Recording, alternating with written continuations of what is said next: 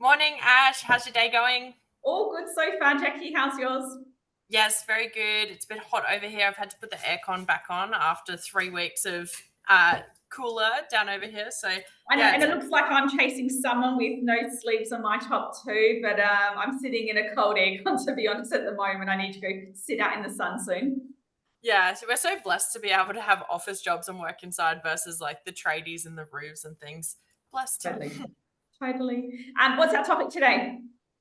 So we are going to talk about, you probably have some experience in this with all your years of property management experience, but I was just pondering the topic of, the nosy landlord, the landlord that's constantly driving past over the weekend, or, I've had some cases where they've got fruit trees in the backyard, owners helping themselves to the fruits without notifying. Yeah, cheeky. No. Yes, not notifying us, the tenant calling saying we've woken up Saturday morning and they're picking the mangoes off the tree. We didn't even know, So, 7 o'clock. so basically, does the landlord think it's my house and it's my Yeah. fruit tree? I want Yeah. my fruit. Yeah. So you can, I do sometimes have that with the more mum and dad style investors that live locally or they previously lived in the property. They drive past all the time, stay in contact with the neighbors. But, there are some interstate owners as well who will actively go out of their way to, when they come up, introduce themselves to the tenants, provide their contact number to the tenant, provide their contact number to the neighbors. And from a property manager's perspective, it's actually a bit yuck, the whole Yeah. that whole side of things, I find. So I agree. I mean, I think at the end of the day, you are paying a property manager to do their job. Yeah. Don't get involved in that process. And I have only seen, like you said, ickiness come out of it, awkwardness come out of landlords that get too involved. I mean, I've got a couple of stories, and the thing is that some of them might at the time have been very genuine, but to share like an example, we actually had a old owner who lived locally, and he would constantly bring in the tenants' bins. And she would put them out, and he would bring the tenant's bin in. And she sort of let it slide for a bit. But then it got to a point where she caught us up and she said, I'm not comfortable with this.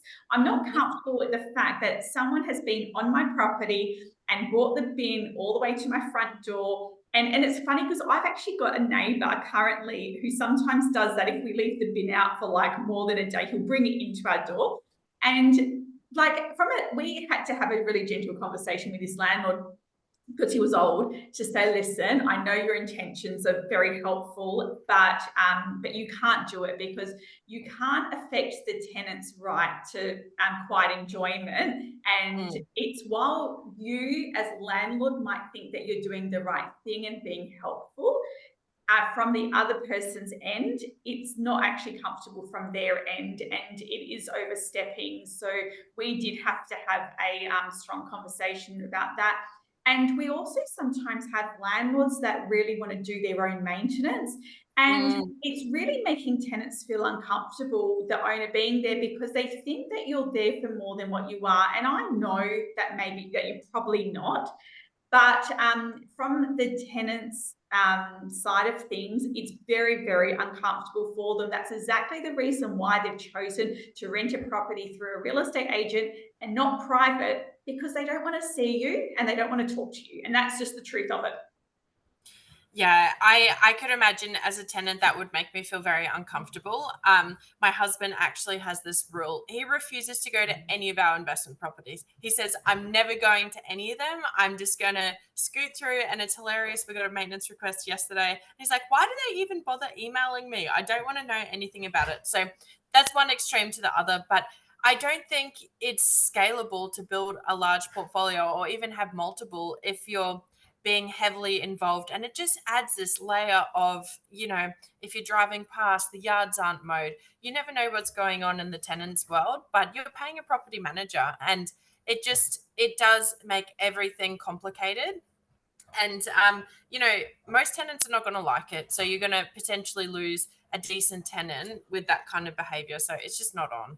You will. And I'm just thinking of the times where an owner may have driven past a property and seen, a car parked on the lawn or something like that. So if you think about it from our point of view, you drive past, you check it, you call us up, you tell us that there's a car parked on the lawn and it shouldn't be there. And you're right, it probably shouldn't be. Can you imagine us calling the tenant and saying, hey, just so you know, the owner's driven past your house and noticed that there's a car parked on your lawn, can you please not park there? That is not a very good relationship to have for anyone. They're going to feel like they're constantly being watched. They're going to feel very, very violated.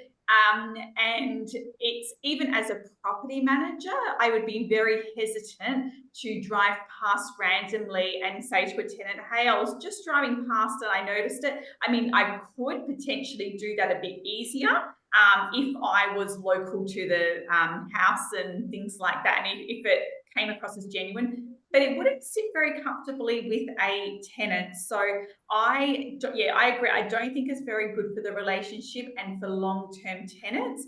And instead, what you might do is if you saw that happen, you'd be better off saying to a property manager, well, don't do it in the first place, number one. Number two, if you really have to do it, then just say, listen, I was driving past, I saw a car parked on the verge. I'm a bit concerned because there's actually a patch of lawn that's dead. Next time you do the routine inspection, can you please just pay some attention to the sprinklers and make sure they're all working? And then what a property manager hopefully does is very subtly goes and does the routine inspection, makes a little note to check, and then says to a tenant, oh, I noticed that the retic's not working because there's a broken sprinkler head. Has anyone been parking on it? And going about that way to deal with it, to me, that would be more appropriate to do. And then you're leaving the control with the property manager to actually deal with what you're worried about. That's how I would do it. I don't know your thoughts. Yeah, I just think I actually drove past one of our rental properties that we own. And there was 3 cars on the driveway and 2 on the front lawn, and I was like, damn, there's a lot of cars there. But it's a development site, so I'm like, whatever, it's going to get knocked down eventually. So I think just having the end in mind and not being emotional to it, because it's going to ruin the tenant's experience. It's going to honestly turn your property manager off you as a client very, very quickly. I know from my experience with dealing with, I've have very, very few like that, maybe only 1 in 100. But when that happens and the volume of correspondence that comes from it is, a little bit redundant at the same time. It's very micromanaging. And, you may have potential property managers terminate your management with them if it continues down that path. So I just think no good can come from it. But Yeah. it doesn't hurt. If you want to go through the property annually at the routine inspection, feel free to do that. We're talking about that underlying micromanaging of the property manager, and then also the, ruining of the quiet enjoyment that tenants are entitled to. Absolutely, yeah, and I agree. I think that if you want to have a look through your property, you don't need to do it sneakily.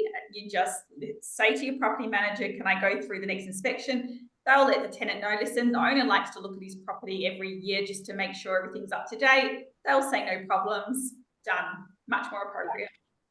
Yeah, exactly. You got to treat it like a business, guys. Like there's there's no other way around it, unless you want it to be an experience that's not very enjoyable. Yeah, amazing. Excellent advice, Jackie. I'll see you next week.